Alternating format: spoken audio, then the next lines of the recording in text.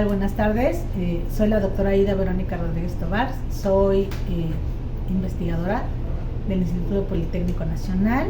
Soy profesora de Micología General Médica a nivel licenciatura de la carrera de Químico Bacteriólogo Parasitólogo. Trabajo en mi alma mater. Yo soy egresada de esta escuela también como QBP o Químico Bacteriólogo Parasitólogo, que significa microbiólogo.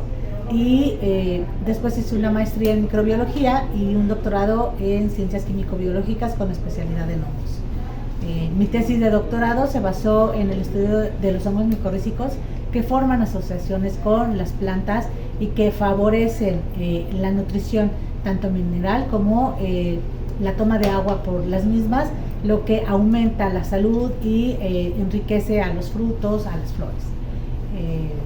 Tengo varios proyectos de investigación que llevan a cabo mis estudiantes de licenciatura y de posgrado, y uno de los más importantes es la utilización de las nanopartículas de plata para eliminar la formación de biopelículas fúngicas, como de los hongos levaduriformes, tanto como de los hongos filamentosos.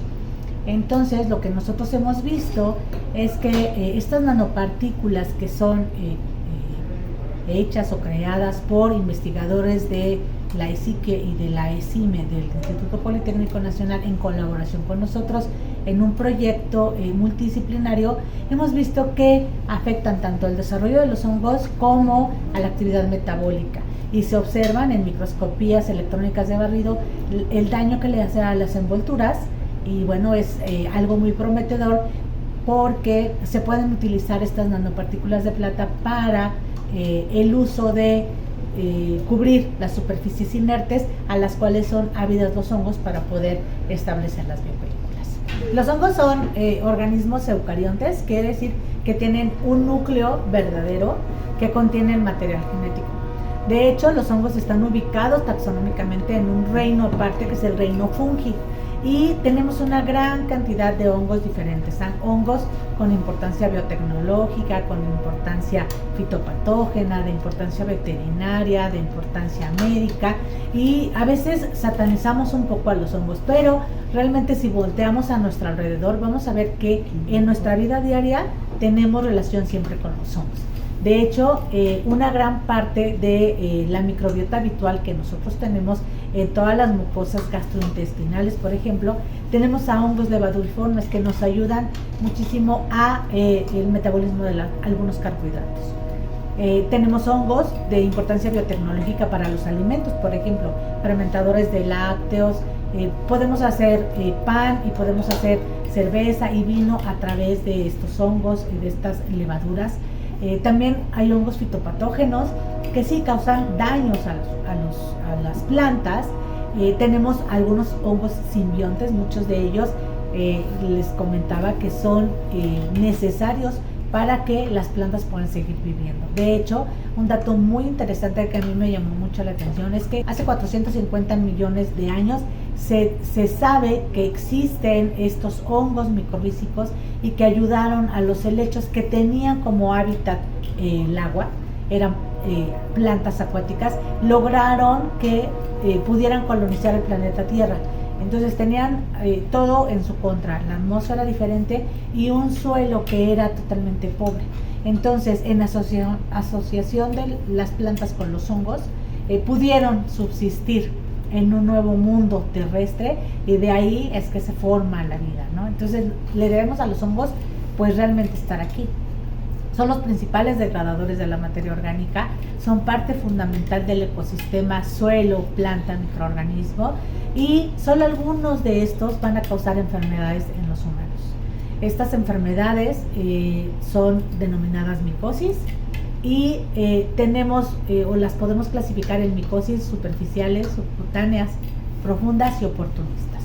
Obviamente tenemos estudiados a estos hongos. Muchos de ellos están habitando el mundo entero, son cosmopolitas, y solamente algunos son patógenos primarios, como aquellos causantes de las micosis profundas, como es el género Histoplasma y el género Coccidioides. También tenemos a Paracoccidioides brasiliensis, pero en México no causa esta enfermedad, tiene zonas endémicas específicas. Sin embargo, hay otros hongos que son muy importantes porque son oportunistas. Es decir, nosotros podemos vivir muy bien en interacción con nuestra microbiota habitual.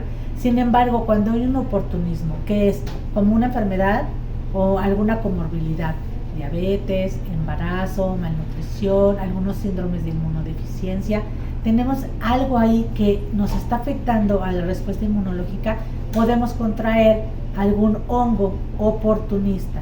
Por lo tanto, encuentran la oportunidad en nuestro organismo para poder infectarnos. Y entre estos están, por ejemplo, levaduras del género Cándida.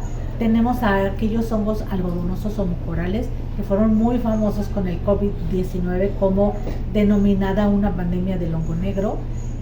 Tenemos a los aspergillus que están con nosotros en el ambiente. Sin embargo, cuando tenemos a lo mejor tratamientos de quimioterapias o enfermedades como leucemias, pues nos pueden causar una infección grave. No son tantos los hongos que están involucrados en las infecciones con los humanos, pero sí es muy interesante estudiarlos y estudiar también las comorbilidades que debemos manejar para evitar tener alguna micosis. Es muy lamentable ver estos casos de meningitis en el estado de Durango, causados por un medicamento que es una anestesia que se introduce al paciente o en la médula ósea, y que se ha detectado pues que hay una meningitis causada por un hongo.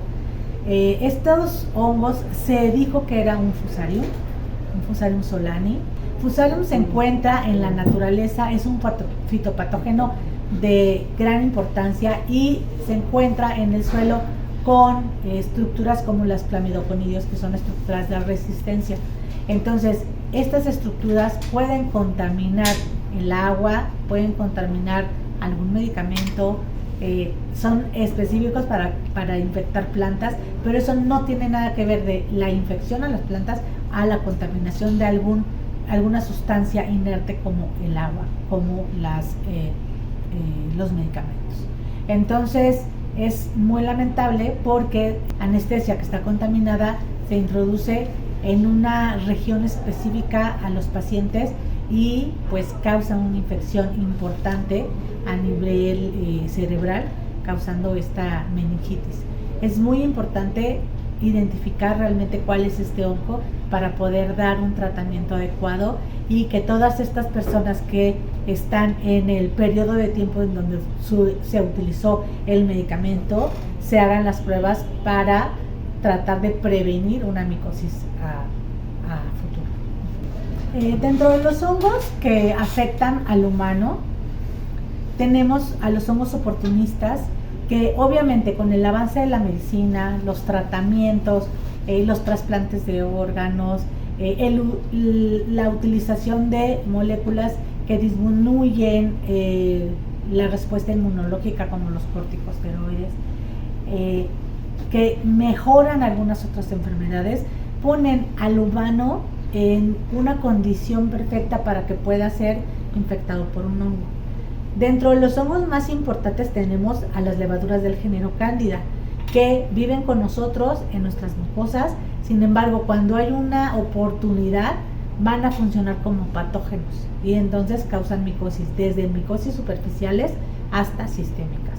Tenemos a los aspergillus, que se encuentran en la naturaleza, son saprobios, varias especies como Pterus, como Níger, como Flavus, se encuentran alrededor, y nosotros podemos tener una micosis oportunista cuando tenemos bajas cuentas a lo mejor de linfocitos, por ejemplo, ¿no?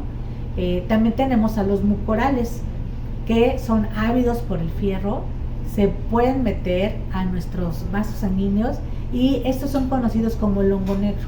¿Por qué? Porque van a taponar nuestros vasos sanguíneos, van a evitar el flujo de sangre, el intercambio de gases, y entonces hay una necrosis muy importante del tejido. Son hongos de crecimiento rápido y que si no se detectan a tiempo pueden causar una micosis rinocerebral que frecuentemente tiene resultados fatales. Por otro lado, los patógenos primarios como Histoplasma y coccidioides, nosotros debemos de saber las zonas endémicas y saber en dónde se encuentran. Por ejemplo, si estamos en contacto con el guano de los murciélagos o de algunas aves, podemos tener histoplasmosis, ¿no? O bien si estamos en una zona endémica como en el norte del país o el sur de los Estados Unidos, en donde se encuentra esta zona endémica de coccidioides. Debemos de tener mucho cuidado con estos patógenos primarios. Sin embargo, cuando un sistema inmunológico es funcional, puede pasar como un cuadro subclínico. Sin embargo, cuando se tienen comorbilidades o un sistema inmunológico deficiente, pues los resultados pueden ser fatales. Entonces, estos son como los hongos más importantes a futuro para que evitar que tengamos alguna micosis. Creo que uno de los retos más importantes que tiene la micología médica es encontrar moléculas con blancos específicos para eliminar a los hongos, es decir, moléculas específicas, estructuras específicas de los hongos, llamadas estructuras fúngicas o moléculas fúngicas, para que estas moléculas lleguen y puedan eliminar a los hongos sin causar tanto daño en las células de los humanos, por ejemplo. Eso es uno de los retos más importantes y creo que va de la mano con analizar en una investigación básica la respuesta molecular que tengan estos hongos a diferentes moléculas extraídas de plantas, por ejemplo, extraídas o producidas por algún microorganismo como las bacterias, y que tengamos un menor daño a las células humanas. Creo que es el reto más importante, buscar moléculas antifúngicas y entender la respuesta molecular de los hongos a las mismas.